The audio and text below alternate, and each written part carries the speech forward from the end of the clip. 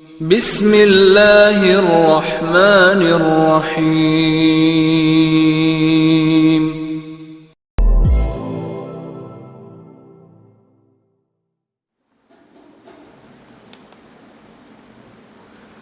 Bismillahirrahmanirrahim.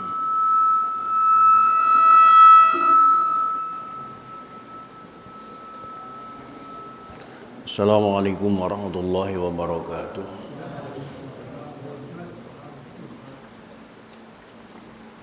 Alhamdulillahirabbil alamin.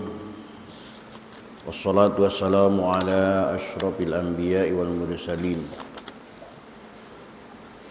Sayyidina wa habibina wa syafi'ina wa maulana Muhammadin wa ala alihi wa ashabihi ajma'in. La hawla wa la quwwata illa billahil aliyyil azim. Amma ba'da. Qad qala ta'ala fi ayatihil karim. A'udzu billahi minasyaitonir rajim. Bismillahirrahmanirrahim.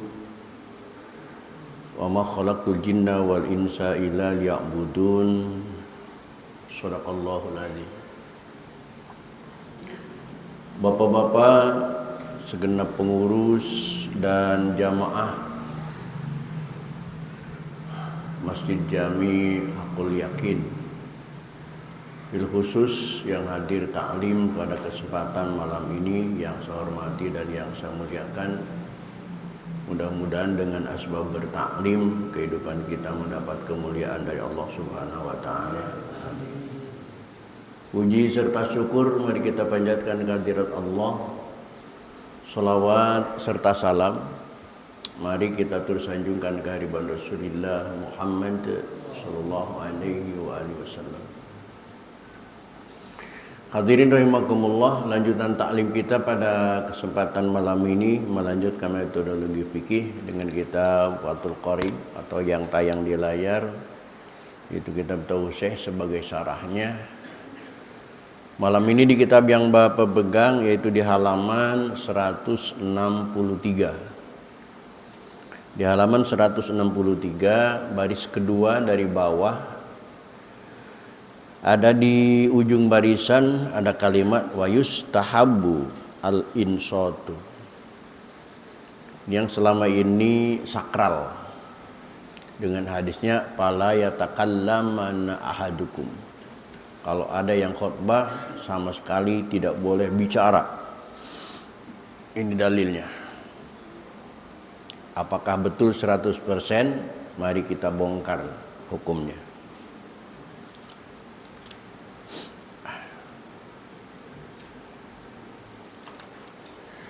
Bismillahirrahmanirrahim. Wa yustahabbu dan disunahkan. Kalimat disunahkan ini ada beberapa kata. Ada kalimatnya wa yusannu. Maknanya disunahkan juga, yusannu disunahkan. Ada wa yundabu. Yundabu juga makna disunahkan. Kali ini bukan lagi wa yusannu dan bukan lagi wa yundabu, tetapi wa yustahabbu. Maknanya sama, disunahkan. Menurut ilmu balaghah itu namanya ma ta'addadal lafdu wa tahaddal makna. Maknanya ta'addada banyak tapi maknanya ittahada, maknanya cuman satu. Sunnah, sunnah juga. Yusannu sunnah, yundabu sunnah, yustahabu juga sunnah. Apa yang disunahkan kali ini al-insatu ialah diam. Wahua dan insot itu adalah as-sukutu ialah diam ma'al isgha'i serta mendengarkan. Kalau bahasa Indonesianya barangkali menyimak dengan seksama.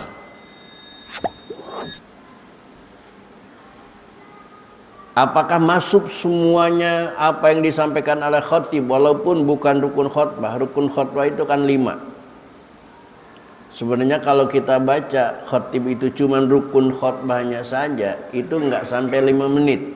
Nggak sampai 5 menit. Kenapa di Jakarta khatib sampai setengah jam? Ada yang sampai jam 1 baru selesai Jumat. Itu tak ada, lebay, berlebihan. Khutbah itu nggak perlu panjang-panjang. 1 poin yang penting masuk. 1 poin yang penting bisa mengerti sama jamaah. Cukup, nggak usah panjang-panjang.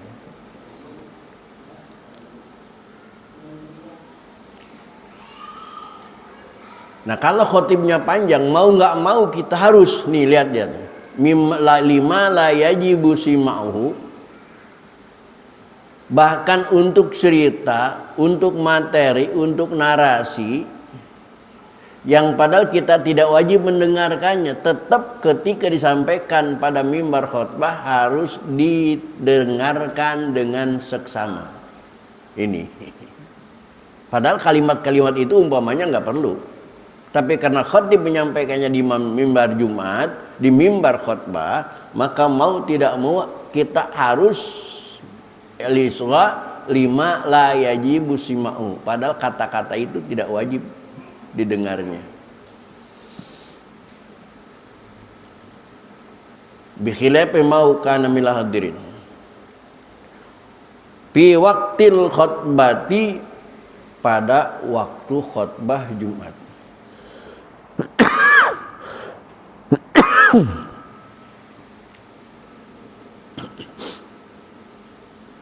Kesimpulannya, apapun yang disampaikan khatib pada waktu khutbah Jumat, kita harus menyimak dengan seksama, apapun itu.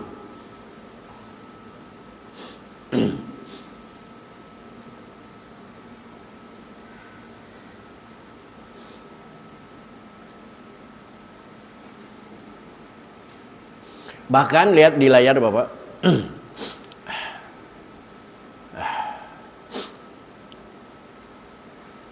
Payahrumu maka haram. Haram, dosa, neraka. Ala ba'dihim, kepada sebagian daripada jamaah, baik 1 orang, 2 orang, 3 orang dan seterusnya. Kena ba'di setengah dalam bahasa Arab itu ada artinya sebagian. Karena bukan bahasa Indonesia. Kalau bahasa Indonesia itu setengah itu artinya 50%. Tapi kalau istilah Arab setengah itu adalah sebagian. 1 orang pun itu sudah ba'din. Nah, kalau 50%-nya dalam bahasa Arab itu bukan ba'din tapi nisfun. Itu 50%. Seperti nisfu Sya'ban. Itu pertengahan bulan Sya'ban. Itu baru 50%.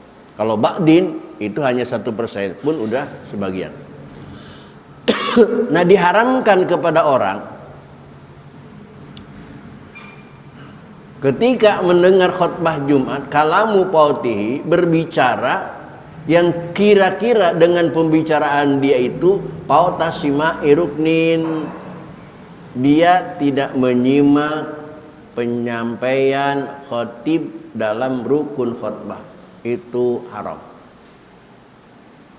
Hati-hati, jangan ngobrol. Kalau ngobrol sih selama ini yang saya perhatikan sudah tidak ada lagi orang-orang dewasa yang ngobrol di waktu khutbah Jumat.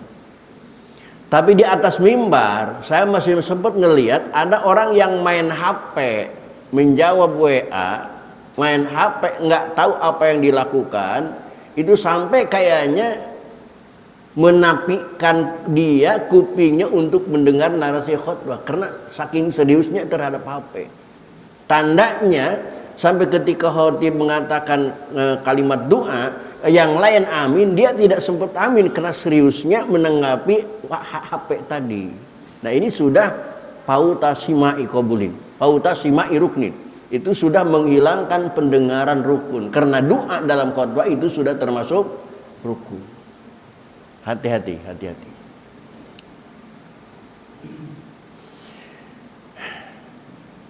Bahkan kalau Bapak lihat selanjutnya, ngeri. Berarti orang yang semacam ini diharamkan. Kenapa? Litasbihi ila ibtalil jum'ati, karena dia menjurus kepada pembatalan sholat Jumat. Makanya Bilal sudah mengatakan, "Fala yatakallamana ahadukum wa may yatakallam faqad lagha wa man lagha fala jum'atalah." Tidak ada pahala Jumat karena Jumatnya dikategorikan ibtal, karena Jumatnya dipandang batal.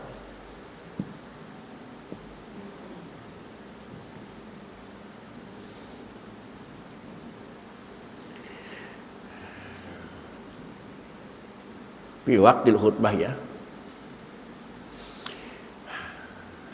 Saking kudunya kita serius mendengarkan narasi khutbah, lihat selanjutnya. Wa yusanul insatu, dan disunahkan insat. Mendengar dengan serius, memperhatikan dengan seksama. Wa ilam yasma'il khutbati, walaupun kita tidak mendengar suara khutbah, tetap harus serius. Berbeda doa dengan doa, kemarin sudah dijelaskan.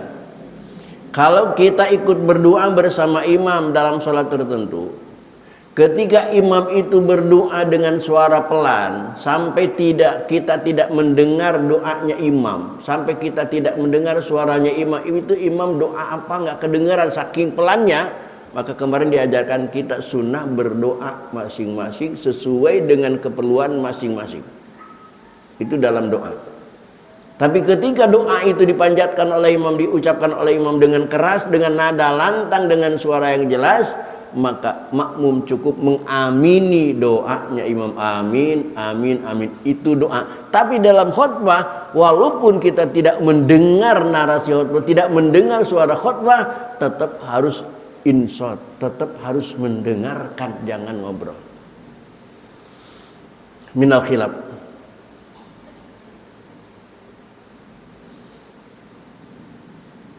Saking itu ya.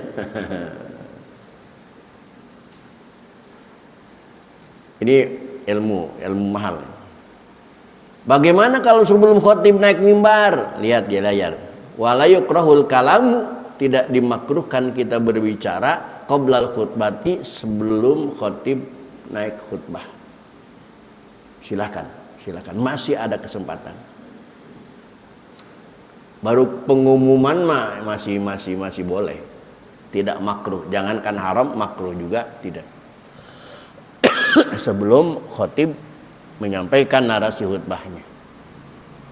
Au ba'daha, atau sesudah khotib selesai, silakan, enggak masalah. Au bainaha, walau bi ghalih rajatan alal aujah.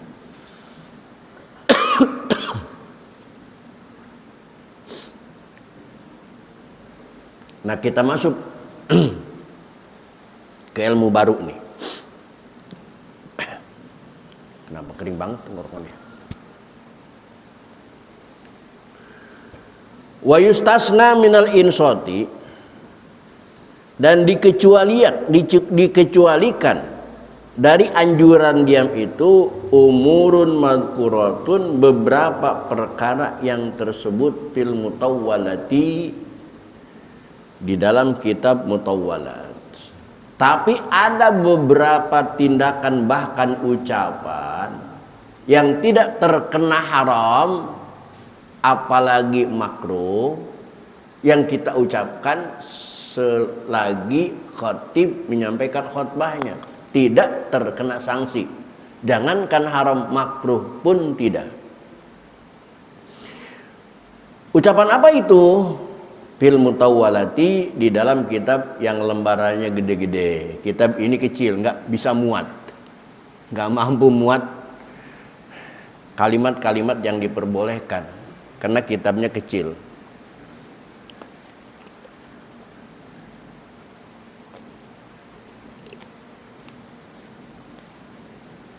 Cuman di antara sebagian kecil di sini dijelaskan. Apa di antaranya? Minha di antaranya indaru a'ma, memberikan peringatan kepada orang yang buta, ayyaqa'a fi bi'rin, akan jatuh ia ke dalam sumur.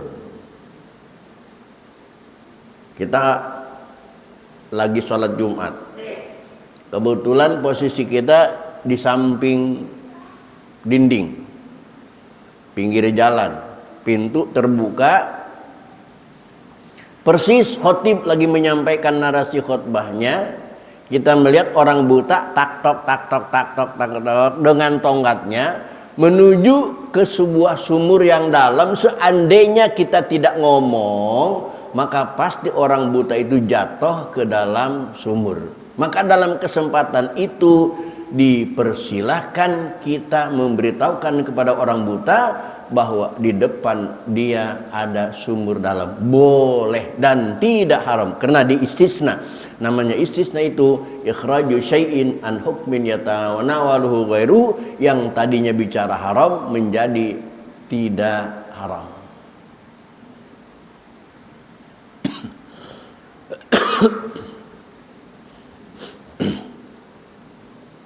Di antaranya itu. Yang kedua, contoh di sini, waman dabba alaihi aqrabun, dan kepada orang yang merayap kepadanya seekor kalajengking. Kita sholat, mungkin agak musim-musim penghujan, musim-musim banjir, kalajengking keluar dari sarangnya, keluar dari got. Kita di posisi tertentu, ternyata di depan kita, di sop depan kita, ada kalajengking yang menuju seseorang yang sedang itikaf, yang sedang serius mendengar khutbah. Nah, dalam kesempatan itu juga, kalau seandainya orang itu tidak kita peringatkan, pasti dia kena sengatan hewan kalajengking. Maka dalam kesempatan itu pun kita diperbolehkan memberitahukan dia supaya tidak kena sengatan kalajengking. Tidak terkena haram, tidak, karena sudah diistisna.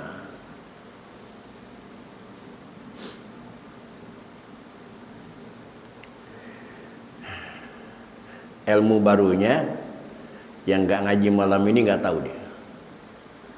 Lihat di layar supaya jelas, supaya jangan kata saya, tapi katakanlah kata kitab. Wa minha, di antaranya yang boleh kita lakukan adalah ta'limu insan syai'an minal khair minal khabar, mengajarkan manusia kepada sesuatu dari cerita dan melarangnya an munkarin, dari berbuat munkar. Kita memberitahukan kepada seorang bahwa berita itu prank, berita itu hoak, berita itu bohong, dan melarang kepada seorang yang melakukan munkar, kemungkaran di masjid. Umpamanya di masjid, dia pegang HP, tiba-tiba masang judol umpamanya. Itu juga boleh kita mengingatkan dia, walaupun khotib sedang menyampaikan narasi khutbahnya.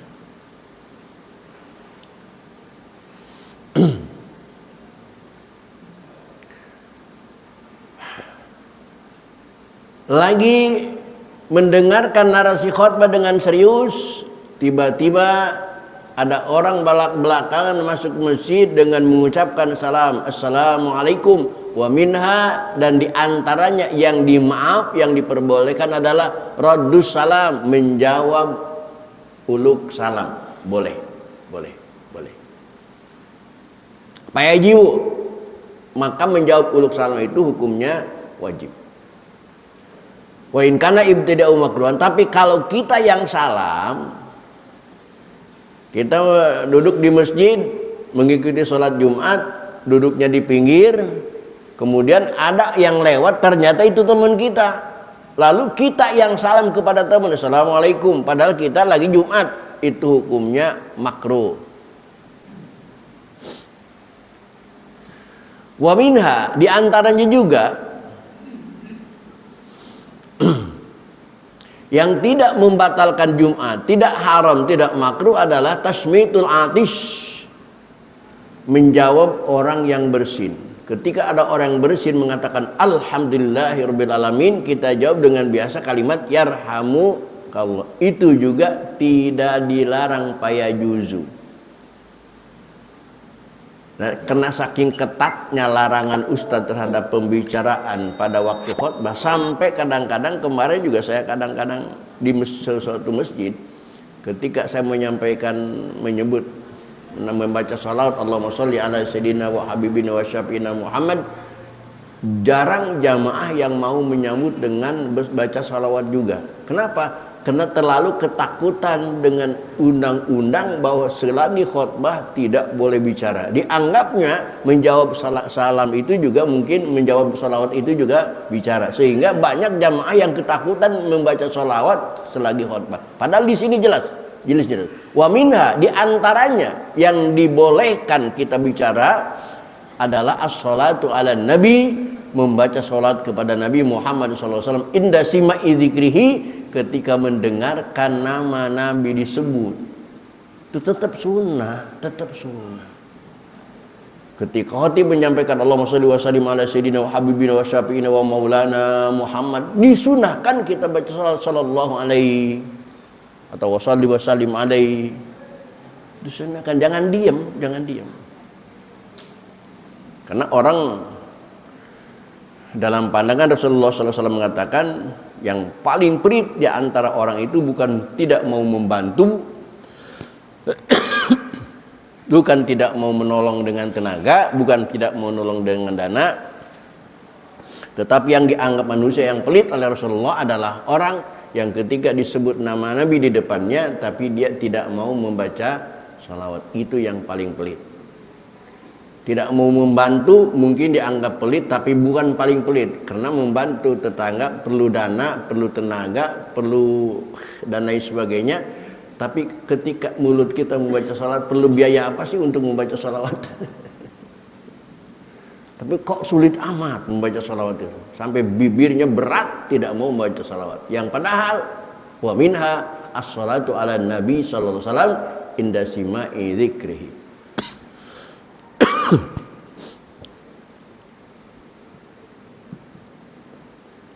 Selesai persoalan. Masuk ke pasal berikutnya. Yang ini sering dipertanyakan oleh jamaah. Tolong Bapak ingat baik-baik ini masalah. Karena sering ada menyetir pertanyaan. Mungkin yang hadir juga pernah mempertanyakan hukum ini. Waman dakhalal masjidah, dan barang siapa yang masuk ke masjid li sholatil jum'ati, untuk melaksanakan sholat Jumat, ternyata dia bangunnya kesiangan sampai ke masjid, wal imamu yakhtubu, sedangkan imam itu sedang berkhutbah. Masuk ke masjid ternyata imam itu sudah berkhutbah. Apa yang harus dilakukan? Apakah langsung duduk mendengarkan khutbah? Ternyata jawabannya shalla rakaataini, maka dia sholat 2 rakaat khafifataini, yang ringan saja. Arti sholat yang ringan itu ambil yang rukun-rukunnya saja. Usolli sunatal jumati, usolli tahil masjidi, usolli sunatal qabliyatal masjid, Allahu Akbar. Enggak mesti baca doa iftitah Allahu Akbar kabir, enggak perlu. Langsung saja baca Fatihah rukunnya, bismillahirrahmanirrahim, waladhdallin. Tidak juga perlu baca surat, karena surat itu sunnah. Waladhdallin, ruku, baca tasbihnya 1 kali, bangun, baca tasbih, sujud, baca tasbih 1 kali, bangun lagi, salam. Ambil khafifataini, jangan langsung duduk. Ini jawabannya. Sholat rakaataini khafifataini biniyati tahiyati, dengan niat tahiyatul masjid wa huwa al-aula aw ratibatil Jumat atau salat sunnah qabliyah Jumat illam yakun shalah fil bait wa ina aidin aula niyatul tahiyatin ma'ha fa in arada al-iktisara fal aula niyatut tahiyat bi anna taqutu bi bil kuliah. Itu yang harus dilakukan, salat 2 rakaat tetapi khafifataini, salat yang ringan-ringan saja. Ayat tasyra, dia wajib menyingkat salatnya itu ala aqalli mujzi'in, cukup yang menyungkupi syarat dan rukun salat saja, jangan sunah-sunahnya. Setelah salat 2 rakaat maka summa yajlisu, kemudian dia duduk. Jangan langsung duduk.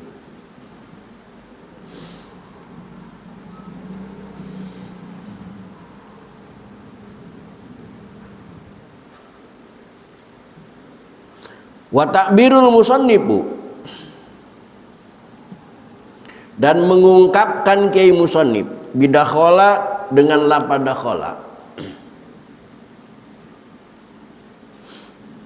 yufhamu, dapat dipahami, annal hadira, bahwasanya orang yang hadir, layun si'u sholata rakaataini, dia tidak boleh mendatangkan sholat 2 rakaat. Karena kalimat dakhola tadi, siapa orang yang masuk ke masjid, baru masuk ke masjid sedangkan khatib sudah menyampaikan khutbahnya, dia dipersilakan sholat 2 rakaat bagi dia yang baru datang ke masjid. Bagaimana dengan orang yang sudah sejak dari tadi memang sudah ada di masjid? Apakah boleh dia sholat juga? Tidak boleh. Tidak boleh. Tidak boleh.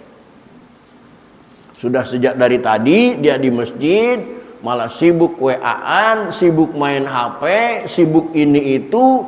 Begitu orang-orang sholat sunnah, dia nggak sholat sunnah. Begitu khatib naik mimbar, dia baru sholat sunnah. Maka dia hukumnya haram.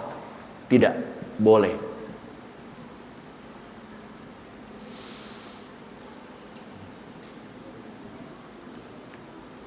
Tidak boleh sholat apa? Sawaun sholat sunnatal Jumat, apakah dia sholatnya sholat sunnah Jumat, aula, atau sholat yang lain. Bagaimana kalau sholat qodok subuh? Walau fardon,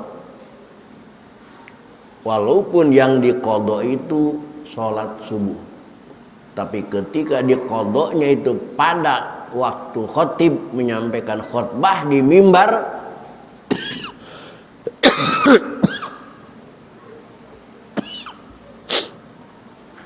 maka tetap hukumnya haram.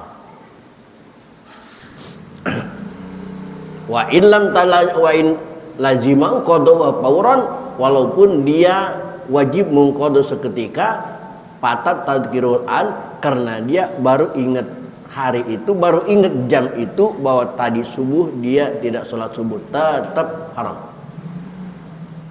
Bagaimana kalau sholat dilakukan ketika imam khatib sedang mendoakan pemimpin? Kan doa bagi pemimpin itu sebagian ulama tidak menyetujui.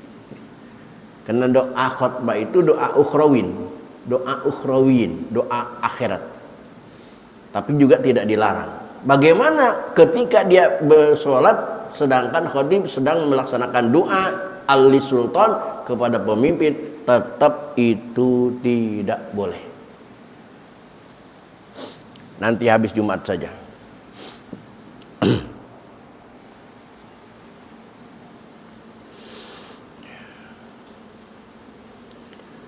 Walayat haru, dan tidak zahir min hadal mafhum, dari mafhum ini, anna fa'laha haramun, bahwasanya mengerjakan 2 rakaat itu haram, hukumnya haram, au makruhun, atau makruh. Dan di kitab ini tidak spesifik dijelaskan bahwa perbuatan 2 rakaat itu haram atau makruh, tetapi Imam Nawawi fi Syarhil Muhadzab, dalam kitab Syarh Muhadzab sarraha menjelaskan Imam Nawawi bil hurmah dengan hukum haram. Imam Nawawi mengatakan haram. Bahkan tidak cuma haram, walatan akidus sholatu, dan sholatnya dianggap tidak sah. Udah haram, sholatnya tidak sah. Kas sholati fil waqtil makruh bal aula di Jawa jizati sabab.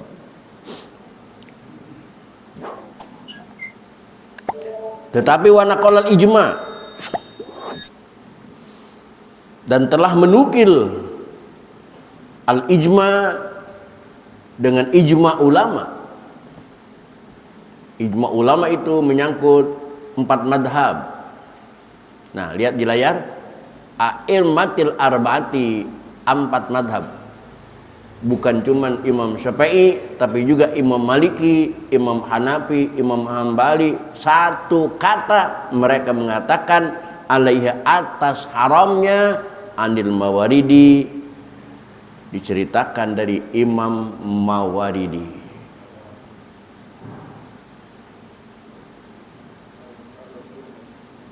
Apa menurut Imam Mawaridi?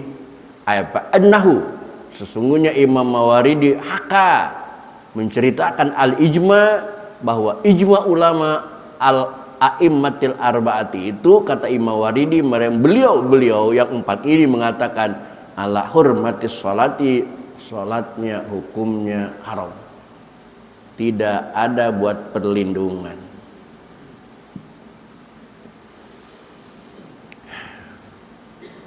Hadirin kaum muslimin rahimakumullah, pasal berikutnya kita sudah berpindah lagi kepada pasal sholat hari raya, baik hari raya Idul Fitri maupun hari raya Idul Adha. Insyaallah akan kita bahas pada pertemuan yang akan datang. Untuk malam ini cukup sampai di sini. Assalamualaikum warahmatullahi wabarakatuh.